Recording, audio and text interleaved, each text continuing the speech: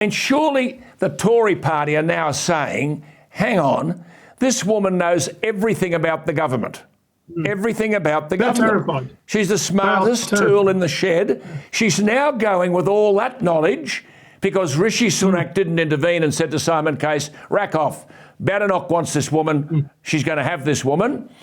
Because he bypassed her, she knew she had no future in the civil service. So she goes to Starmer with all the knowledge of the Tory government that Starmer is trying to defeat. Now, surely this has got to damage profoundly Sunak's claim to leadership.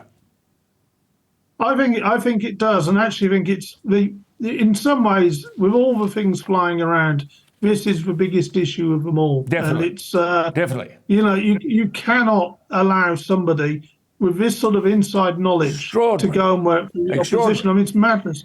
Although I should say she hasn't been given permission to take the job yet. There is an ongoing investigation to see whether she should be allowed to take the job. Right. So now Starmer is not off the hook, is he? Because now Starmer has been asked by the media, amongst others, when did you first start speaking to this woman?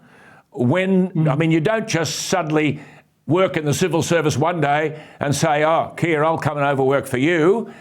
Did she apply for the job? How many others applied for the job? Did you advertise the job? And Starmer refuses, does he not, to answer any of these questions. So he's got a few problems to solve.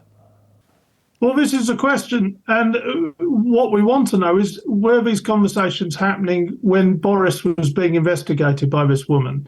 And Starmer won't be honest about it. He won't be straightforward about it. He's been very opaque about the whole issue. He's insisting nothing improper happened, but we find out over the weekend that she was always on the list to be chief of staff. Well, this suggests discussions going way back. And we know for a fact that this woman attends Labour Party meetings because she goes with her son, who is chair of the Labour group in Ireland. So, you know, it's there's a lot of twists and turns to this story. It's really quite a mini soap opera. And of course, what it means is all these investigations into Boris, headed up by Sue Gray, are now completely tainted. Jacob Rees-Mogg wants an inquiry into all of this sort of stuff. I mean, it's going to go on and on. This is a big story. Just before you go, I sense that this both may be beneficial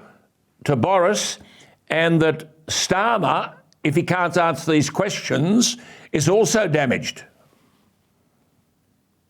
I think so. I think he is. And actually, this is the first serious political mistake that Starmer's made in 18 months, because it's so brazen. It's unusual for him. It's not really his style. He obviously thinks it's worth the risk. But it could be a turning point. Whether it's enough